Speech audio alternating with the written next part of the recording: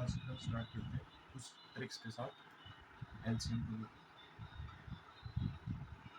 LCM के अंदर कुछ कुछ ट्रिक्स हम यूज कर सकते हैं जिससे हमारा आंसर बहुत इजीली आ जाए, ना हमें कुछ स्टेप्स करने की कोशिश करें ना हम सोचे स्टेप्स के बारे में। पहली ट्रिक ये है, मानो एक क्वेश्चन दिया हुआ है 12, 24, 48 और 60।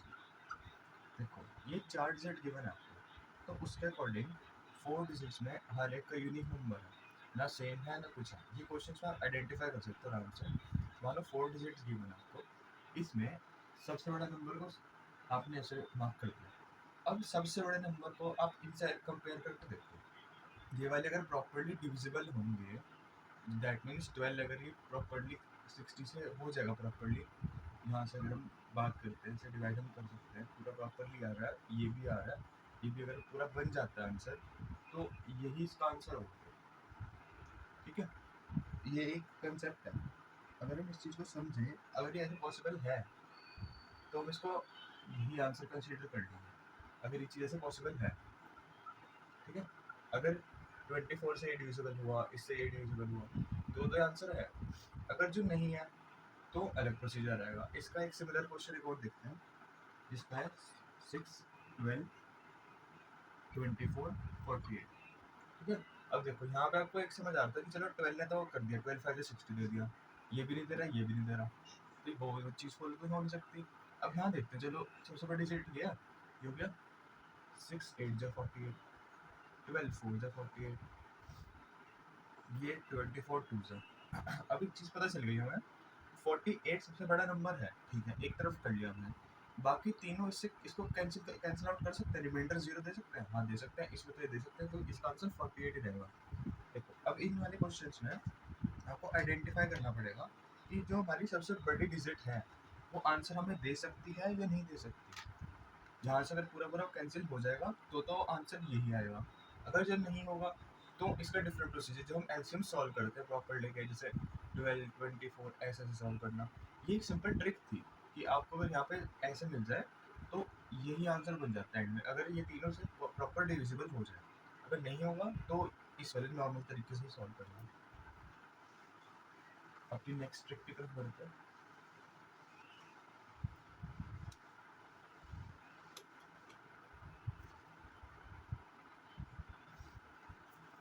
देखो दूसरी ट्रिक कहती है, अगर ये डिजिट्स, ठीक है, अब इन 4 डिजिट्स में आपको चेक करना है कुछ सिमिलैरिटी बन रही है, जैसे पिछले वाले की बात मिल रही थी, 30 है, 5 6 30 बन गया, ये बन गया। हाँ ठीक है, ये दोनों तो हो गए, ये दोनों तो प्रूव कर दिए कि हाँ भाई ये दोनों तो ठीक है। इसने अप्रूव नहीं किया, अब हम इसको हम या तो चेंज करें कुछ, या हम ऐसा कुछ मॉडिफिकेशन करें कि जिससे हमारा आंसर आ जाए। तो हमने सोचा चलो 20 को यहीं रख दो, इसको ना इंटू 2 कर देते हैं। चलो ये आगे 20, ये आगे 60। ये सब आपको अपने माइंड में करना है वाला प्रोसेस, क्वेश्चन को बिल्कुल नहीं छेड़ना। बस आपको एक चेकआउट करना है क्वेश्चन की डिजिट, उसके बाद अपने माइंड में ही सोचना है, साइड में रफ में सॉल्व करना, ये चीज़ पॉसिबल है नहीं है। अब हम 20 और 60 को कंपेयर करते हैं। हाँ अब ये तो प्रूफ दे देगा क्योंकि 60 सबसे बड़ा है, और 20 से हो भी जाएगा पॉसिबिलिटी राइट, अच्छे से रिमाइंडर 0 दे देगा, तो आंसर आएगा 60। आप इसको चाहे सॉल्व करके देख लो, इसका नॉर्मल एलसीएम निकाल के देख लो। यहाँ पे जैसे हम मल्टीप्लाई करते हैं ना, 2 का स्क्वायर इंटू 3 का स्क्वायर, मल्टीप्लाई करके आंसर आपको 60 ही देगा एंड में। तो एक ये ट्रिक भी आती है, ठीक है, जिसमें यहाँ पे नहीं पॉसिबल होता, तो हम इसको इंटू 2 इंटू 3, जिससे ये डिजिट मान लो अगर यहाँ पे 30 की जगह 40 हो जाता, तो आप 2 से करते हैं यहाँ 80 बन जाता। ऐसे से करके चेंज कर सकते हैं, यहाँ इंटू 2 भी कर सकते हैं, इंटू 3 भी कर सकते हैं, कोई भी चेंज कर सकते हैं जिससे हमारा आंसर मैच हो जाए। मतलब 20 से एक ऐसी बड़ी यूनिट बन जाए, चाहे यहाँ पे 40 बन जाए, 60 बन जाए, 80 बन जाए, प्रॉपर्ली डिविजिबल होना चाहिए बस। ये चीज़ ध्यान रखनी है, जरूरी नहीं है सिर्फ 2 से मल्टीप्लाई करना, उससे ज़्यादा से मल्टीप्लाई कर सकते हैं आप। एक ये ट्रिक है। अब एक और ट्रिक है इसमें आगे, जिसमें ये सारी जो ट्रिक्स है ना, ये हमारा टाइम बचाती है एलसीएम निकालने से, तो इन चीज़ों का ध्यान रखना। इन ट्रिक से यही हेल्प होती है कि आपका टाइम बच जाए, बस टाइम के चक्कर में ट्रिक्स बनती है। देखो एक तीसरी बात और है, मान लो इन वाले क्वेश्चन में जब आपको थोड़ा बहुत हिंट लग रहा हो कि यार इजी सा लग रहा है कि हमें ट्रिक से आंसर निकाल दूँ, तो सबसे पहले तो आप बड़े वाले को आइडेंटिफाई कर लो। कर दिया, अब देखो इससे कौन कौन प्रॉपर्ली डिविजिबल है। 7 पूरा पूरा डिवाइड कर देगा क्या? हाँ ये तो कर देगा। 14 कर देगा? नहीं ये तो बिल्कुल भी नहीं करने वाला। इसकी तो बात बन गई, इसकी नहीं बननेगी। तो हमने 13 को देखा, ये 13 क्या है? ऑड है, ठीक है, प्राइम है। प्राइम का मतलब ये होता है एक तो वो अपने आप से डिविजिबल हो, इटसेल्फ अपने आप से डिविजिबल हो, और 1 से डिविजिबल हो। तो आप ये चीज नोटिस करोगे, 2 6 12 तो आ जाएगा, 2 7 14 आएगा, 13 किसी के भी टेबल में नहीं आएगा। दैट मीन्स या तो 1 इंटू 13 होगा या फिर 13 इंटू 1 होगा, और वो उसको हम प्राइम कंसीडर करते हैं। यानी 13 के टेबल में 13 आएगा, और 1 के टेबल में 13, अगर हम 10 से आगे जाते हैं तो 13 दे देगा वहाँ पे दिए में। तो ये चीज़ होती है प्राइम की कंडीशन, कि भाई एक तो अपने आप से डिविजिबल हो, भाई 13 इंटू 1 13 हो, और एक 1 से हो प्रॉपर, उसको हम बोलते हैं प्राइम। अब देखो इन्हीं क्वेश्चन को कंटिन्यू करते हुए हमें कुछ पता चला, हाँ कि भाई प्राइम है, ये प्राइम पर है कि भाई प्राइम से रिजेक्टर है इसका 14 13, तो इसको प्रॉपर मल्टीप्लाई कर दो, वही आपका एलसीएम होगा, ठीक है, ये बनेगा बाई 3। अगर आपके पास कोई क्वेश्चन में प्राइम है, ठीक है, इस अगर ऐसे वाले क्वेश्चन के अकॉर्डिंग एक तो प्राइम है, ऊपर से ये चीज बात बन रही है, एक से मैचिंग होनी नहीं, एक से मैचिंग हो रही है, तो हम ऐसे कंसीडर कर सकते हैं 14 को डायरेक्ट मल्टीप्लाई कर दिया इसमें, ताकि हमारा एलसीएम आ जाए, ठीक है, ये भी ध्यान रखना। प्राइम का कंसेप्ट आगे भी बहुत ज्यादा आएगा, तो वो अच्छे से करके समझना। 14 4 12 17 24, एक बार ये पॉज करो और सोचो क्या हो सकता है इसमें, पॉसिबल चीज़ें कि हम क्या कॉन्सेप्ट लगाएं इसमें, देखते हैं। चलो सबसे पहले तो हमने सबसे बड़े वाले को आइडेंटिफाई कर दिया, ठीक है। अब हम देखते हैं इसके भाई बंधु कौन है, मतलब कौन इसके साथी लग रहा है। ये लग रहा है, ये लग रहा है, 12 2 24 दे देगा, 4 6 24 दे देगा, ये भी काम बन गया हमारा। अब हम देखते हैं 4 को एलिमिनेट कर दिया, 12 कर दिया, 17 को कैसे करें। 17 क्या है, मतलब एक तो ऑड है, क्या प्राइम है, हाँ प्राइम भी है, क्यों, क्योंकि इसलिए किसी के टेबल में भी नहीं आता। 1 इंटू 17 होता है, 17 इंटू 1 होता है, और किसी के टेबल में नहीं मिलेगा आपको। तो इसका जो एलसीएम आएगा वो 17 इंटू 24 ही आएगा, ठीक है, दैट कम्स आउट टू 408। एकदम से क्वेश्चन क्लिक करेंगे ना, फिर अगर आप बहुत सारे सोल्यूशन चेकआउट करते हो कि सर ये ऐसे एकदम से उन्होंने लिख कैसे दिया, तो ऐसे ही लिख देते हो, बीच में ट्रिक्स यूज कर देते हैं छोटी छोटी सी। ये एकदम से यहाँ पहुंचे, यहाँ पे डायरेक्ट उन्होंने उसके बाद लिख दिया लो जी आपका एलसीएम ही आ जाएगा, तो इसलिए आता है वो, क्योंकि ये उन्होंने ट्रिक यूज करी है कि भाई सारे तो कैंसिल हो गए, फटाफट इसका आंसर ऐसे कर दो, इसलिए टाइम बचता है। ये कुछ कुछ ट्रिक्स है जो इम्पोर्टेंट है, आगे यूज होती है।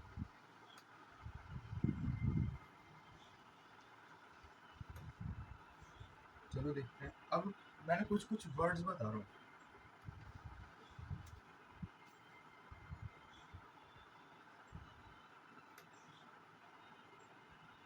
एचसीएफ और एलसीएम में, मतलब अगर एचसीएफ कहाँ यूज करना है, एलसीएम कहाँ यूज करना है, ठीक है। जब भी आपको एलसीएम यूज करने की सोचोगे तो आपको क्या चीजें चेक करनी है, ठीक है, क्वेश्चन में कैसे कैसे वर्ड्स चेक करना है। ये आप वर्ड्स देख लो क्या क्या लिखे हुए हैं, जिस जिस क्वेश्चन में ये लिखा होगा, ऐसे ऐसे वर्ड्स लिखे होंगे, उसमें एलसीएम यूज करेंगे हम, और एलसीएम के बिना निकलेगा नहीं। आगे आप क्वेश्चन देखना जब हम करेंगे, ये चीजों का ध्यान रखना कि ये चीज मैच हो रही है नहीं हो रही मैच।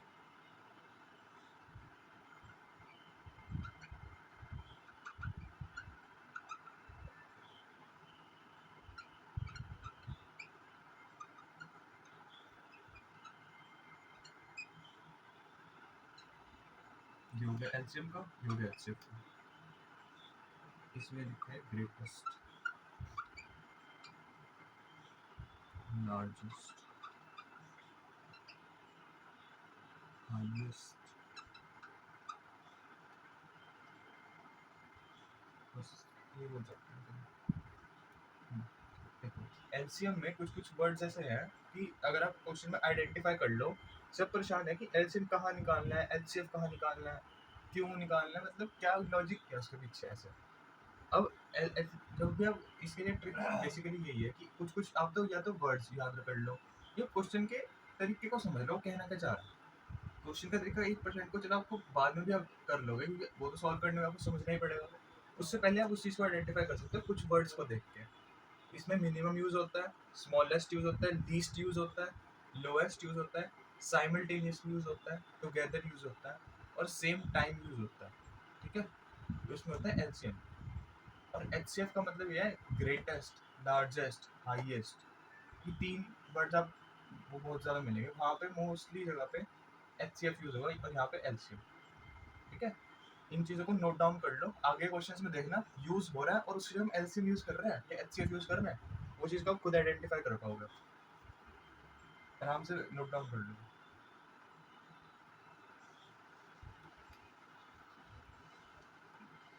अगर वीडियो में वॉइस नहीं आ रही इसलिए मैं साथ साथ बता रहा हूँ आपको ताकि कुछ छूट ना जाए, क्योंकि जरा सा छूट गया और आगे क्वेश्चन उसके ऊपर ही आ गया तो प्रॉब्लम हो जाएगी। इसलिए मैं साथ साथ पूरा स्पीकअप भी कर रहा हूँ उस चीज़ को लेकर कि कुछ दिख नहीं रहा है या फिर क्या चीज़ बन रही है। ठीक है, देखते हैं। एक क्वेश्चन है, 6 bells commence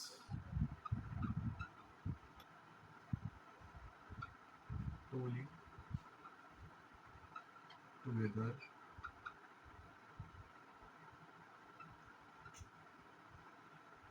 and toll in intervals of 2, 4, 6, 8, 10, 12 seconds respectively.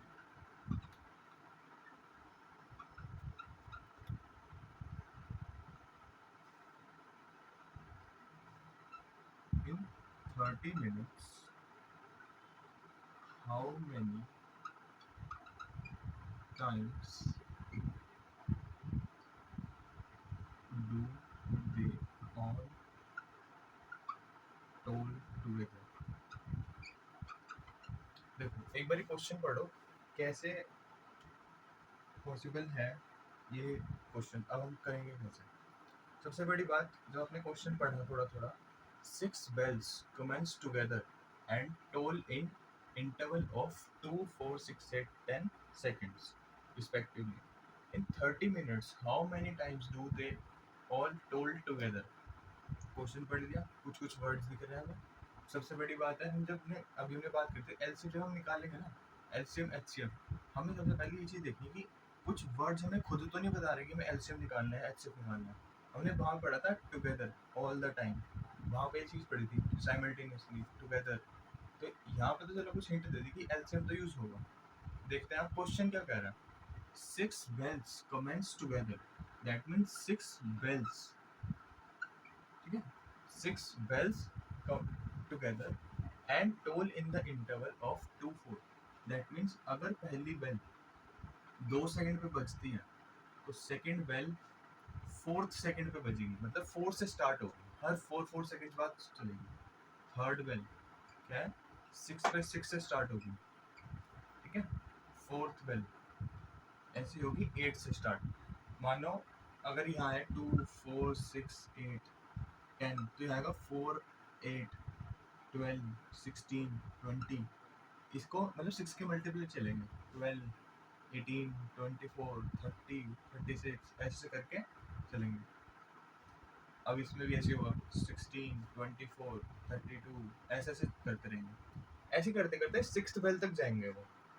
इतना हमें समझ आया ये 2 लाइन पढ़ के कि पहली बेल हर 2 सेकंड बाद चलती है, मान ली। दूसरी बेल हर 4 सेकंड बाद आवाज करती है, ओके। तीसरी बेल हर 6 सेकंड्स बाद, मतलब एक अब अगर थर्ड बेल एक मान लो इस सेकंड पे बजी है, वाले थर्ड बेल इस सेकंड पे बजी है तो अगली 6 सेकंड बाद बजेगी।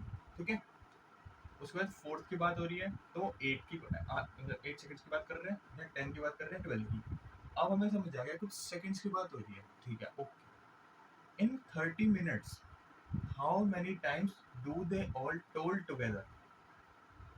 इन 30 minutes, मिनट्स लिखा है यहाँ पे, इस चीज़ को ध्यान रखना, या सेकंड है या मिनट्स है। पहले तो हम इसको ही मिनट्स में सेकंड्स में डाल देते हैं। तो जी 30 मिनट्स का हो गया 1800 सेकंड्स। ये तो हमने यही कर दिया, तो इससे हमारे क्वेश्चन खराब ना हो, कुछ भी क्वेश्चन कहीं इधर ना उधर ही है। ये तो हमने यही कर दिया। अब हम देखते हैं, हमने वर्ड्स को पकड़ा था, पहले हमने एलसीएम को पकड़ा था। देखते हैं एलसीएम से हमारी हेल्प होती है या नहीं होती। ये वाला जो मैंने अभी रब कर रहा हूँ ना कॉन्सेप्ट, बहुत वो है कि कहाँ से आया, क्या कर रहे हैं हम, कैसे हम समझ पा रहे हैं अपनी बेसिक लैंग्वेज में, कैसे, ये वो कंसेप्ट था। इससे पहले हमने क्वेश्चन किया एचसीएफ सीरीज में, उसमें भी हमने एक 8000 वाले क्वेश्चन किया था। 8000 ही क्यों आ रहा है बीच में, यहाँ पे भी आपको एक चीज़ पता चलेगी, वही नंबर क्यों आ रहा है। जब आप इन सब का एलसीएम निकालोगे 2 4 6 8 10 12, ठीक है। और हम पिछले कॉन्सेप्ट्स को ध्यान देखते हैं। सबसे बड़ा है 12, ठीक है। अब आप कहोगे ना सर हमने यूज़ क्या कर रहे हैं, देख यूज़ हो भी रहा है नहीं हो रहा। 12 ले लिए, सबसे बड़ा है, 2 से चल जाएगा, 4 से चल जाएगा, 6 से चल जाएगा, बिल्कुल चल जाएगा, 6 2 12, 4 3 12, 2 6 12।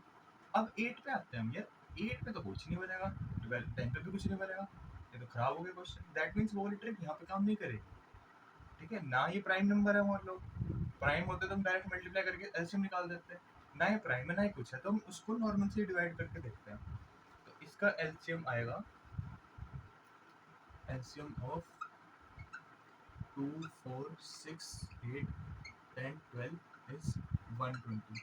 ये मैंने खुद कैलकुलेट करके आपको बताया, कोई इसमें ट्रिक नहीं यूज हो रही है। पूरा प्रॉपर जो हम ऐसे वाला हम डिवाइड करते हैं 2 4 6 8, फिर हम ऐसे स्टेप्स पे जाते हैं, वैसे ही सॉल्व करके 120 निकाला। अब अगर मैं पूरा क्वेश्चन सॉल्व कर दूं कि इसका आंसर कितने टाइम्स आएगा, यहाँ पे 120 सेकंड्स आएगा, ठीक है, 120 सेकंड्स आएगा। तो हमें यहाँ पे 120 सेकंड्स का मतलब क्या डिनोट करना चाह रहा है, 120 सेकंड्स आ गए। अब क्या बात करें हम, 1800 सेकंड्स भी आ रहा है, ये भी आ रहा है, कुछ कुछ।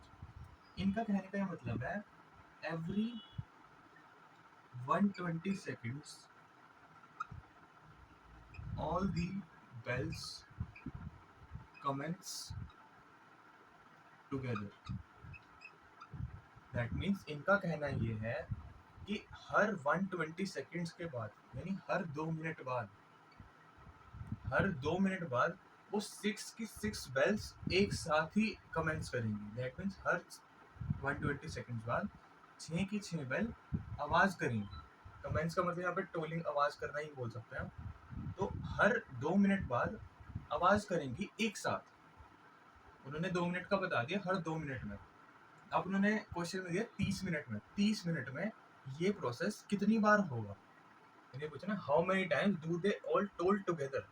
मान लो हर 2 मिनट में तो आपको टोल कर दिया होगा, तो 30 मिनट में कितनी बार करेगा। मान लो 2 मिनट में कर रही है एक बार, तो 30 मिनट में कितनी बार करेगी। तो ये हो गया 30/2, ठीक है, 30/2।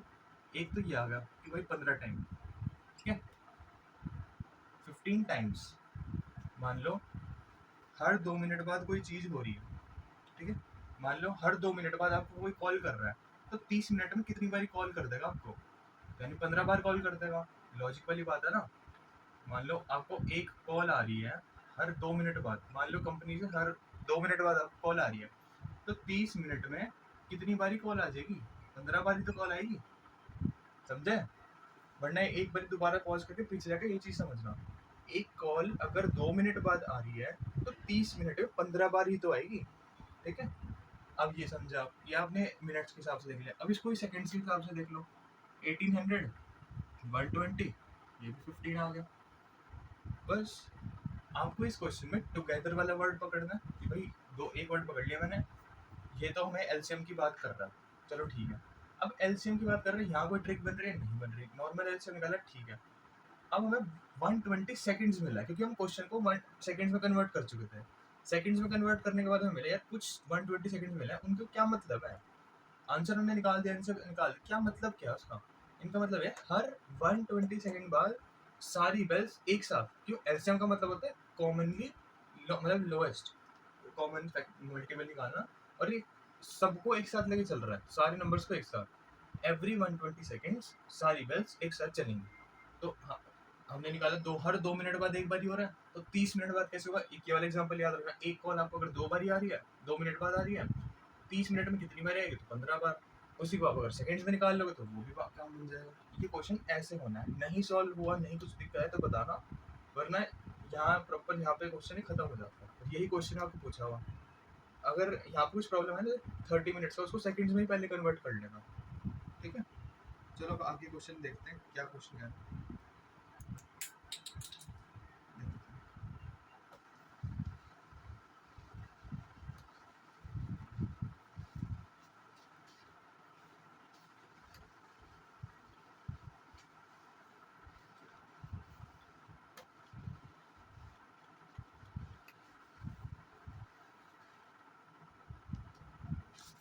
देखते हैं आगे क्वेश्चन क्या कहते हैं। एक क्वेश्चन आता है इसके बाद,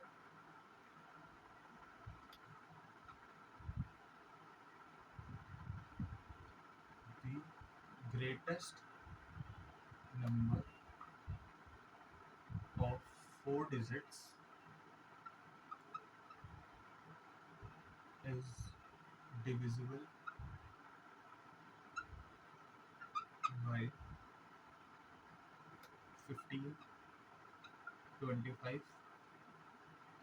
40 and 75 is first part, 9000, second, third, fourth, 9400, 9600, 9100। देखो ये क्वेश्चन है, कुछ कहता है कि भाई एक चीज बता दो मुझे, मैं तुम्हें 4 डिजिट देता हूँ, the greatest number of 4 digits is divisible by this. भाई तुम मेरे को 4 डिजिट का सबसे बड़ा नंबर ला के दे दो जो इन सबसे डिविजिबल हो, ठीक है। हमने बेसिक जब हम मैथ्स पढ़ते हैं अपनी क्लासेस में, स्कूल्स में, कॉलेजेस में, तो हम समझते हैं कि भाई आपको ग्रेटेस्ट नंबर की बात हो रही है, एक होती है स्मॉलेस्ट नंबर की बात, होती है ग्रेटेस्ट नंबर की बात, होता है स्मॉलेस्ट नंबर की बात। उसमें बात करते हैं ग्रेटेस्ट 3 डिजिट नंबर, तो हम बोलते हैं खुशी खुशी में 999, बोलते हैं हाँ 100, ये हम बोल देते हैं फटाफट, कोई बात नहीं। क्यों बोलते हैं उसको? उन्होंने कहा कि ग्रेटेस्ट नंबर ऑफ 4 डिजिट्स, ठीक है। ऐसे कोई बताओ 4 डिजिट के सबसे बड़े नंबर जो प्रॉपर्ली डिविजिबल हो जाए। अब कोई 4 ऑप्शन दे दिए, 9000, 9400, 9600 और 9100, ठीक है। हम बेसिक में पढ़ते थे यार, जो भी टीचर्स हमारे बारे पूछती थी, ग्रेटेस्ट 3 डिजिट नंबर बताओ, 999, स्मॉलेस्ट बताओ 100, ऐसे करके हम निकाल देते थे। लेकिन अब उन्होंने कहा ग्रेटेस्ट नंबर ऑफ 4 डिजिट्स, चलो ठीक है मान लिया, 3 की जगह 4 कर देते हैं, ये हो जाना चाहिए आंसर, फिर तो आराम से आ जाएगा आंसर। करके देख लो, अगर ये इससे भी डिवाइड हो जाए 9099, इससे भी डिवाइड हो जाए, इससे हो जाए, इससे हो जाए, इससे हो जाए, क्वेश्चन ही खराब हो जाएगा। 100% क्वेश्चन इसलिए खराब हो जाएगा क्योंकि हमारे पास वो वैलिड ऑप्शन नहीं है, इसलिए क्वेश्चन खराब हो जाएगा। कहने का मतलब ये कि बिल्कुल ओवरऑल नहीं खराब हुआ, ऑप्शंस की वजह से आप कुछ भी टिक नहीं कर पाओगे, रॉन्ग टिक कर दो, कुछ भी कर दोगे। लेकिन ये क्वेश्चन का जो ऑप्शन है उन्होंने इसलिए ही दिए हैं क्योंकि ये जो 4 डिजिट का नंबर है ये प्रॉपर्ली डिविजिबल नहीं होगा, इसलिए उन्होंने 4 ऑप्शन दिए। करके देखना है, करके देख सकते हो, ठीक है। क्योंकि आंसर आप अगर निकालोगे तो नहीं ही आएगा। चलो ठीक है मान लिया। अब सोचते हैं यार क्या करें, और हमने पढ़ा कि ग्रेटेस्ट लिखा है कुछ, अब हम सोचा है ग्रेटेस्ट जब हम लिखते थे ट्रिक में, जब हमने समझा था तो उन्होंने कहा था भाई एचसीएफ निकलता है। अच्छा जी, अब एचसीएफ हम सोचते हैं कि ये चीज़ भी निकल गई। पिछले क्वेश्चन में हमने एलसीएम भी देख लिया, भाई वर्ड्स यूज कर रहे हैं, हमने देखा भाई एलसीएम से ही आंसर आया हमारा, ये हमने एचसीएफ से भी निकाल दिया। चलो देखते हैं, ये चीज़ का समझ जाना कि ये प्रॉपर डिविजिबल नहीं होगा। देखते हैं क्वेश्चन में पूरे करता है, एचसीएफ निकालता है या एचसीएफ से नहीं निकल पाता, देखते हैं। चलो ठीक है, एचसीएफ आप निकाल लो, हम एचसीएफ बहुत दिनों से निकालते हैं, तो आप निकाल लो।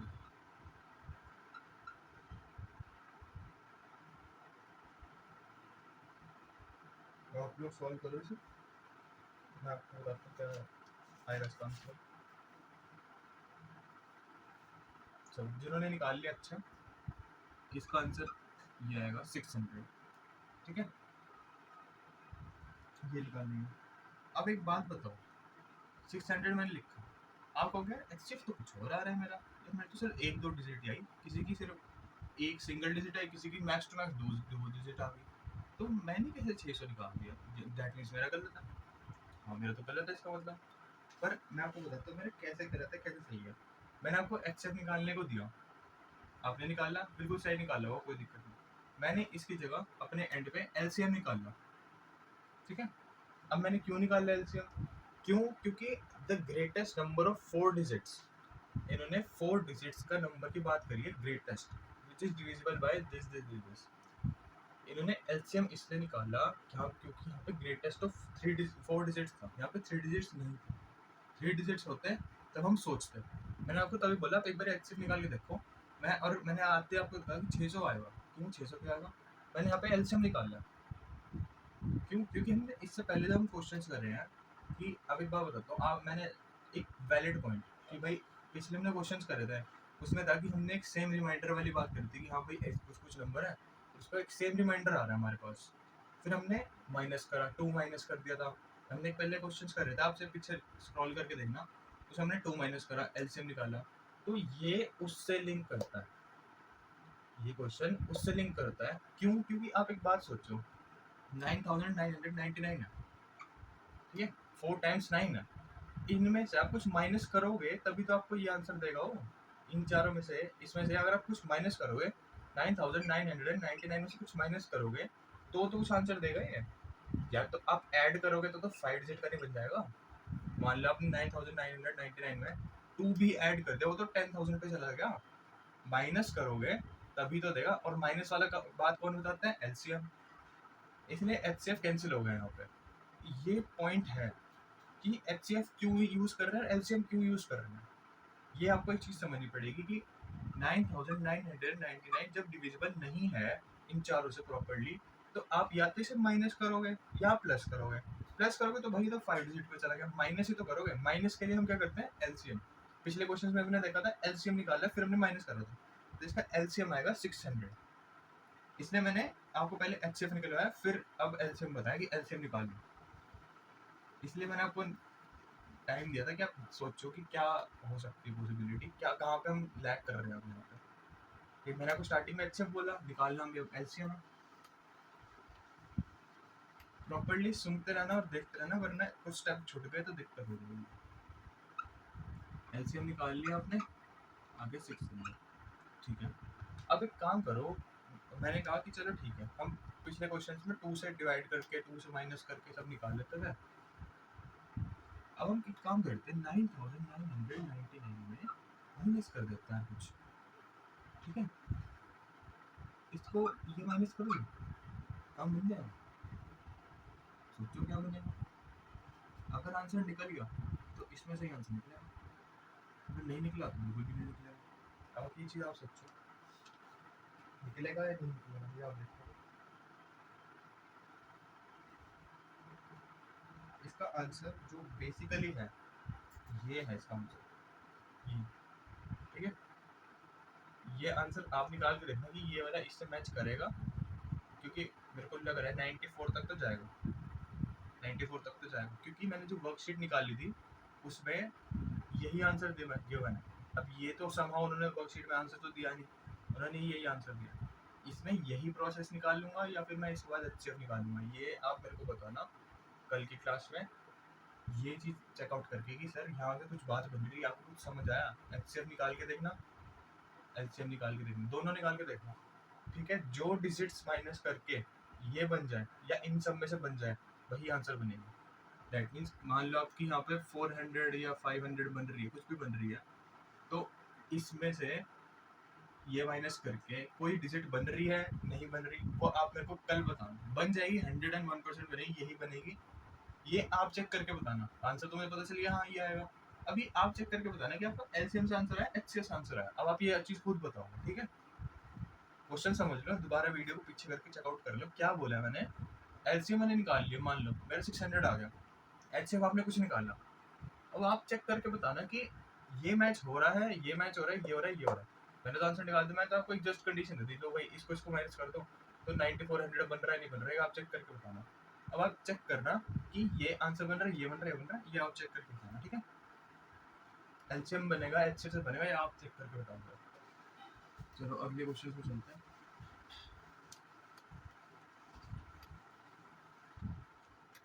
देखो इसके बाद एक क्वेश्चन लास्ट हमारे पास ये बचता है, let n be the greatest number that divides 1305 46 65 6905 leaving the same remainder in each case. Find the sum of digits of n. That means देखो एक तो जब भी हम क्वेश्चन पढ़ते हैं कुछ कुछ चीजें ना हमें जैसे ट्रिक से पता चल गई वो हाईलाइट कर देते हैं। फिर देखो हमने ये चीज कुछ कुछ पढ़ी है, ठीक है, हमने रिमाइंडर वाली बात पढ़ी है, ठीक है, ईच केस आ गया, ठीक है, कुछ कुछ पढ़ा है हमने इसमें से, चलो ठीक है। इन्होंने कहा है कि एक तो ग्रेटेस्ट नंबर की बात हो रही है और एक बात हो रही है रिमाइंडर वाली। हमने पहले रिमाइंडर वाली बात पढ़ी थी कि भाई यार रिमाइंडर वाले में ना मुझे बस इतना याद है कि सर हम कुछ माइनस तो करते हैं, जो जो डिजिट्स होते हैं ना उसको हम कुछ माइनस कर देते हैं जिससे हमारा आंसर आ जाता है, ठीक है। यहाँ पे इन्होंने आज बात करी कि sum of digits, sum of digits. मान लो आपके पास डिजिट है 801, इसमें लिखा है सम ऑफ डिजिट्स, ये एक डिजिट है, ये दूसरी डिजिट है, तीसरी, यानी हो गया 8 + 0 + 1, हो गया आंसर 9। इन्होंने आज कुछ ऐसी बात करी कि जब आप लास्ट में आंसर निकाल दो ना तो उनकी पर्टिकुलर डिजिट्स का सम कर देना। मान लो अगर आपका आंसर आ जाए 2014, तो आप इसको ऐड कर देना 2014, इन सबको ऐड कर देना। चलो मान लिया भाई लास्ट में उन्होंने इतनी छोटी सी बात करी, ऐड ही तो करना, ऐड हम कर देंगे। अब हम देखते हैं कि इसका आंसर कैसे निकालेंगे। एचसीएफ तो हमें समझ आ गया कि भाई एचसीएफ की बात तो कर रहे हैं कुछ, क्योंकि ग्रेटेस्ट वाली बात आ गई, कुछ रिमाइंडर की बात कर दी इन्होंने, चलो ठीक है मान ली, बात कर ली। अब हम देखते हैं कि कैसे आएगा, कुछ कैसे कैसे हम सॉल्व करें, देखते हैं आज क्या कर सकते हैं इसमें क्वेश्चन में। देखो क्वेश्चन और तो नहीं, और बस और यार आज का लास्ट ही क्वेश्चन। देखो एक हमारे पास, हम इसको ना ऐसे कर लेते हैं, अब तक हम कर रहे थे कि हम माइनस कर देते हैं, माइनस कर देते हैं, हम माइनस कैसे कर सकते हैं। हम अभी तक फॉर्मूलेज लिख रहे थे,